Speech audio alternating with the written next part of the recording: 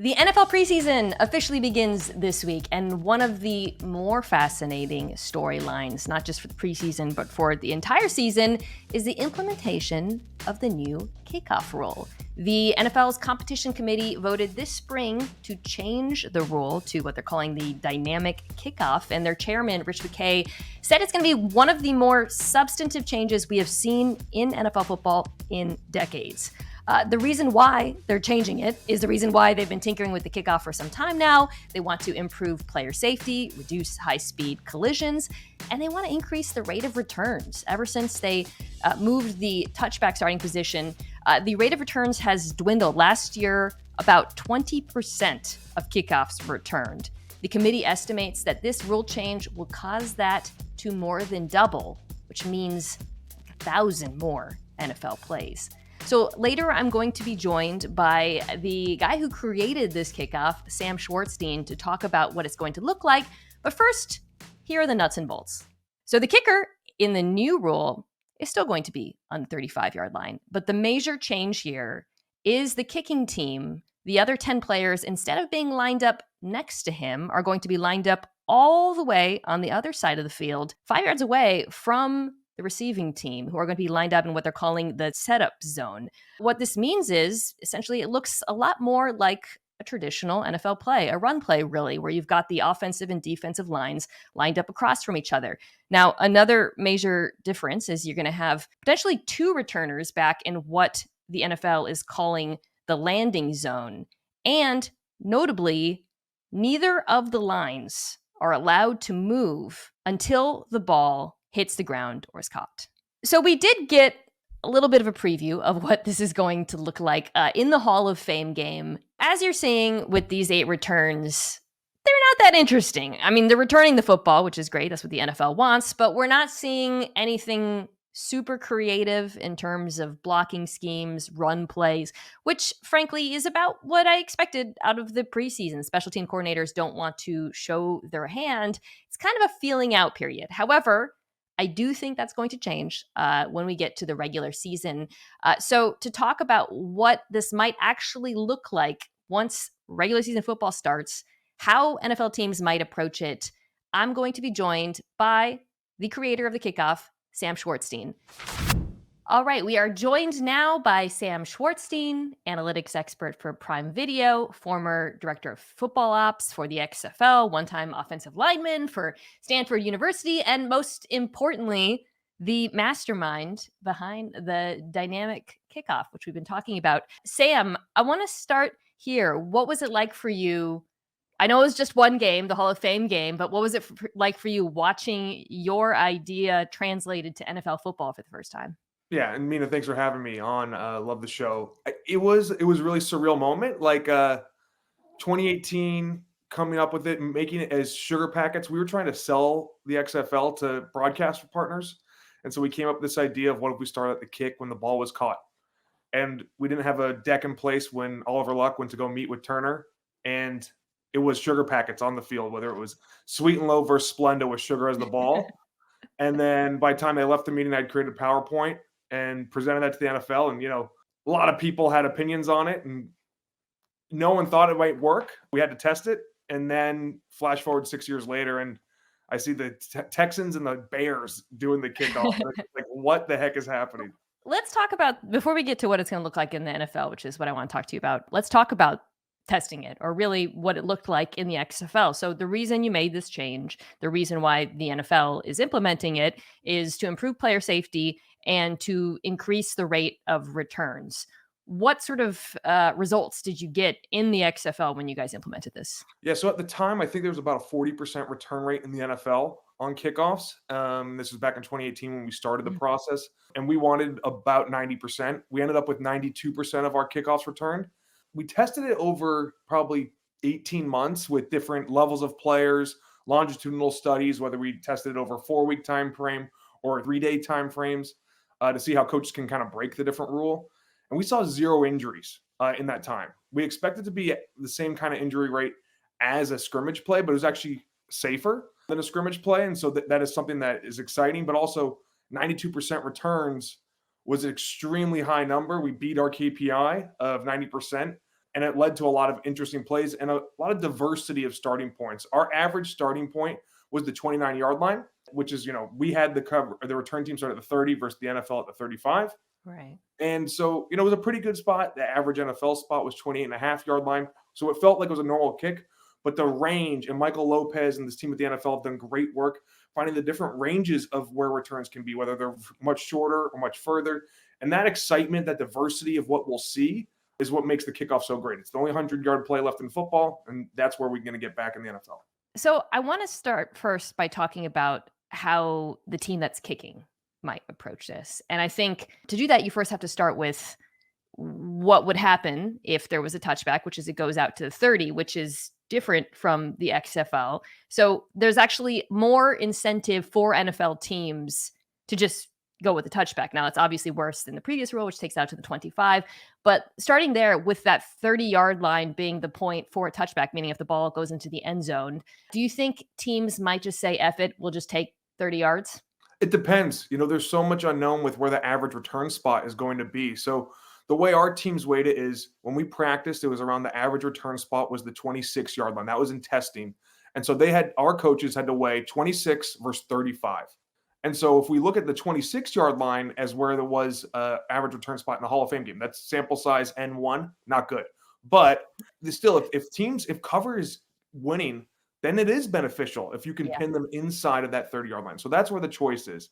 And there are a lot of different kicking strategies where I believe teams are going to be able to pin teams deeper. And that's the big key is why I think we'll see maybe not a lot of traditional returns, but a lot of unique and strategy in the new kickoff. That's the other thing I wanted to ask you about sort of the nature of the kick, because a touchback is 30, but if the ball lands in the landing zone and then rolls into the end zone, it only comes out to the 20. So when I heard that, my first thought was, if I'm a kicker, I'm going to line drive it. Now, I don't know how hard that is, however. So I was wondering what you've been hearing or what you've been expecting, because obviously, aside from, pinning them deep, that seems like a pretty optimal outcome for the kicking team. Absolutely. And this was, I wouldn't call it a bug, but this was a part of the rule I always knew when we created it back in 2018, that a line drive kick. And that's where a lot of rules were implemented to influence teams not to do that. We wanted to see traditional style kicks, kick it up in the air, have it land around the 5-yard line, have a team pick it up and go. In the NFL, they don't have that because the ball also starts when the play also starts when the ball hits the ground, versus returners had 3 seconds to go pick up the ball if it hit the ground. So you're now incentivizing teams to have the ball hit the ground before the returner can get to it. So I've heard a lot of people talk about hang time doesn't matter. It's non-existent. That's not true, because you need to have the kick returner back at the 5-yard line because it's much harder to run backwards than forwards. Okay. And so when you have your returner, now when the line drive, they don't have as much time because the NFL, they're kicking from the 35, not the 30. They don't have as much time to be able to run up under the ball. And so if you can have the play start early, when the ball hits the ground, your coverage team might be able to go recover the ball. That is something entirely possible. Different style knuckleball kicks, having the ball hit the ground and stay in place. Think about Michael Dixon on punts. These kickers now have more incentive to try new things. I had one kicker do it in the XFL. I told them all it was physically impossible.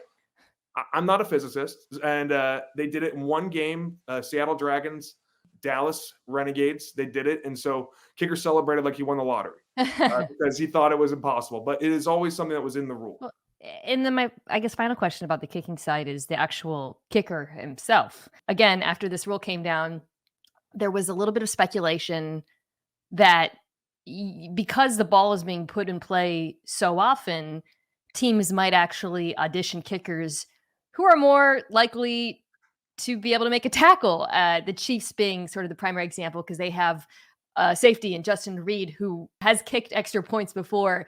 And he talked about, hey, maybe, they'll put me out there for kickoffs. I want to get your thought on that. My reaction was, yes, the ball is in play more often, but it seems like the rarity with which it breaks through to the point where the kicker actually has to get involved, it suggests that it's probably not worth it to sacrifice kicking proficiency. It depends because it's only a 10-yard penalty from the 30 to the 40. So let's say your alternative is I have Brandon Aubrey. I can kick it out of the back of the end zone every single time. Harrison Butker, he can kick it out of the end zone every single time. So it's a 30-yard line I could surrender. Or I could risk being able to pin someone at the 15, the 10, and have my non-traditional kicker able to make a tackle. That's the risk for 10 yards on any given kickoff. I think it's a valuable thing because the trade-off isn't too bad. The reason why the kicker is involved in more tackles on this style is because there's not levels to the defense. So when we figured the play out, we saw that it was the coverage. If you pause the film when the ball was caught, coverage team was always at the 35, facing the return team at the 30. And so that's why we had the players start there. But what you do when you pause the film is you have everyone moving the same speed. That is not the case in this kickoff. So the returner on a directional kick, where the returner then takes it to one sideline, almost every player on the opposite side of the field is not involved in the play. Yeah. But the returner, or the kicker, they can be involved in every single tackle.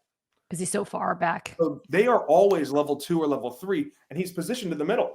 So that's why they can make those tackles across the field, because you don't have natural levels like you would when the players are moving full speed on a traditional kickoff. So he could be a hero. Basically. Oh, he could be a hero. And that's what a lot of times, and we didn't have a rule to stop, and the NFL did a great job adding the kicker cannot cross the 50. There's a weird loophole on penalties after an extra point on how can you assess the kicker, and then you move the kicker. You don't move the setup zone or the coverage in the return area. You don't move them. You just move the kicker. And so then they kick from the 50, and then they're not allowed to cross the 50. I still don't know how the rules assessed right there, but they're influencing the kicker to not run down on every play.